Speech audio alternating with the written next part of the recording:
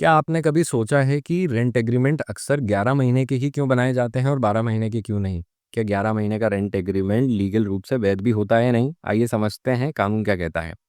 Section 17 clause 1 sub clause D of registration act 1908 ये साफ रूप से कहता है कि कोई भी रेंट या लीज एग्रीमेंट 12 महीने या उससे अधिक का एग्जीक्यूट किया जा रहा हो तो उसे रजिस्टर्ड होना अनिवार्य है। रजिस्ट्रेशन से तात्पर्य है कि रजिस्ट्रेशन फीस, स्टैंप ड्यूटी और कई सारी कानूनी प्रक्रिया से गुजरना पड़ेगा। इन सब पचड़ों से बचने के लिए मकान मालिक और किराएदार दोनों ही 11 महीने का रेंट एग्रीमेंट एग्जीक्यूट कर लेते हैं। हालांकि ये एग्रीमेंट लीगल रूप से वैध है, लेकिन अगर ये रजिस्टर्ड नहीं है तो कानूनी विवाद होने पर आपका केस कोर्ट में कमजोर पड़ सकता है। इस पर कोई ध्यान नहीं देता है, लेकिन ये बहुत ज़रूरी मुद्दा है।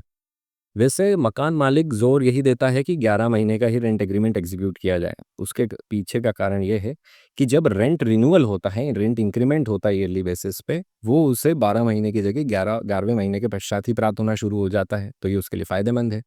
तो अगली बार जब रेंट एग्रीमेंट साइन करें तो ज़रूर अपने आप से ये प्रश्न पूछें कि चंद रुपयों के लालच के लिए क्या कानूनी सुरक्षा खो देना सही है या नहीं। अब ऐसी ही लीगल जानकारी प्राप्त करने के लिए मेरे चैनल लीगल अवेयरनेस विद रूमिल को ज़रूर फॉलो करें। धन्यवाद।